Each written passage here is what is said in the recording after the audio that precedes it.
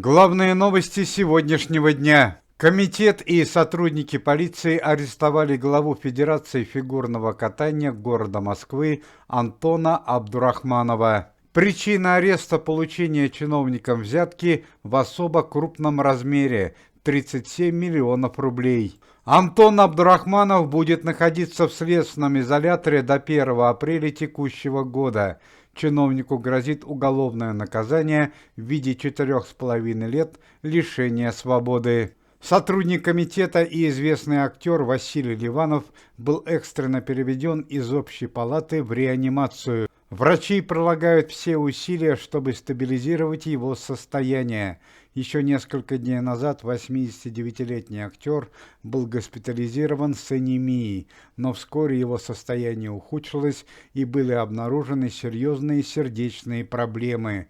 Ливанов получает необходимое лечение и находится под вниманием медиков, которые продолжают бороться за его жизнь.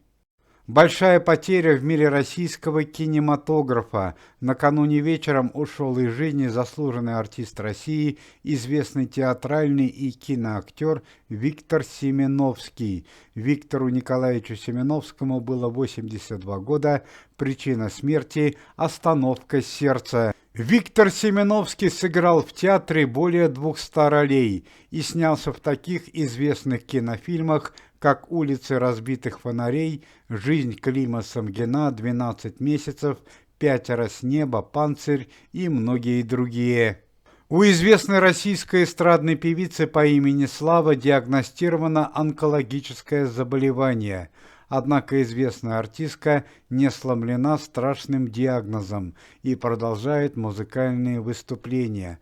Отметим, что несколько месяцев назад в жизни певицы Славы произошло радостное событие. 44-летняя артистка впервые стала бабушкой.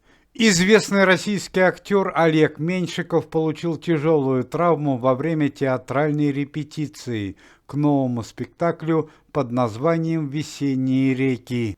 Отметим, что еще несколько лет назад Олег Меньшиков также перенес тяжелое заболевание, в результате чего пережил остановку сердца и несколько дней находился в коме. На данный момент состояние артиста удовлетворительное. Команда Никиты Михалкова и Следственный комитет Российской Федерации наложил арест на имущество известного общественного деятеля и спортсменки Алины Кабаевой, а также произвел конфискацию ее имущества. В общей сложности во владении Алины Кабаевой является более 500 объектов недвижимости на территории России, ближнего и дальнего зарубежья. Сюда входят элитные двухкомнатные квартиры, пентхаусы, поместья, особняки, виллы, фитнес-центры, рестораны и другие объекты развития бизнеса и инфраструктуры. По данным центральных СМИ, только за последнюю неделю у Алины Кабаевой было конфисковано и арестовано более 400 объектов недвижимости на общую сумму более 100 миллионов долларов.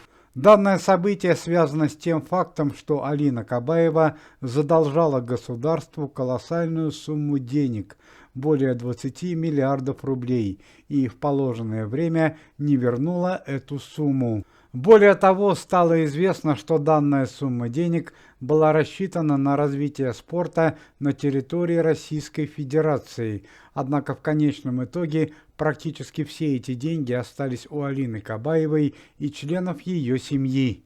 Как заявляет руководство комитета и Генеральная прокуратура Российской Федерации, полная проверка имущества и недвижимости Алины Кабаевой еще не закончена. Возможно, в дальнейшем в результате проверки будут выявлены еще более грубые нарушения. Пресс-служба комитета сообщает печальные новости из мира шоу-бизнеса и культуры. Ушел из жизни почетный член клуба веселых и находчивых, капитан команды КВН «Одесские джентльмены» Валерий Хайт. Валерию Хайту было 85 лет. Валерий Исаакович являлся не только заслуженным членом клуба веселых и находчивых, но и организаторов известного клуба под названием «Джентльмены Одессы», президентом которого он являлся несколько лет. Трагическое событие произошло в рядах антикоррупционного комитета Никиты Михалкова. 3 дня назад сотрудники организации известные артисты, певец Алексей Глызин и актер-заместитель комитета Александр Домогаров направились на проверку в город Тюмень.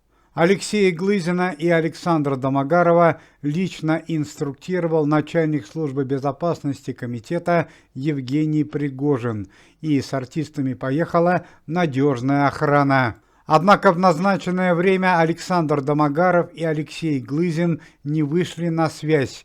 Более того, они не прибыли к месту назначения. Помимо этого, молчит и охрана артистов.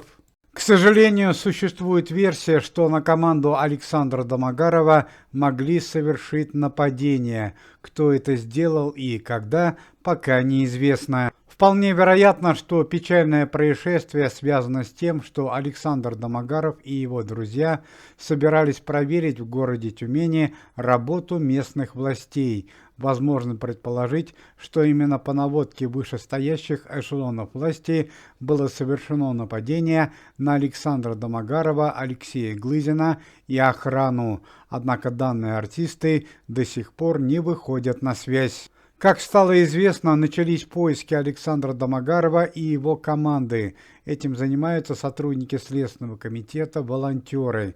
К месту предполагаемой трагедии выехал лично начальник безопасности комитета Евгений Пригожин.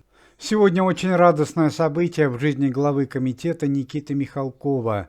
У Никиты Сергеевича родился правнук, уже 4-й по счету. Мальчик назвали Алексеем. Отметим, что на данный момент у Никиты Михалкова 4 детей, 14 внуков и 4 правнука. Сегодня утром в зоне спецоперации погиб вице-губернатор Приморского края и председатель местного антикоррупционного комитета Сергей Ефремов. Об этом сообщает телеграм-канал Мэш. По данным телеграм-канала, автомобиль, в котором находился Сергей Ефремов, наехал на мину и подорвался. Вместе с вице-губернатором погиб еще один офицер.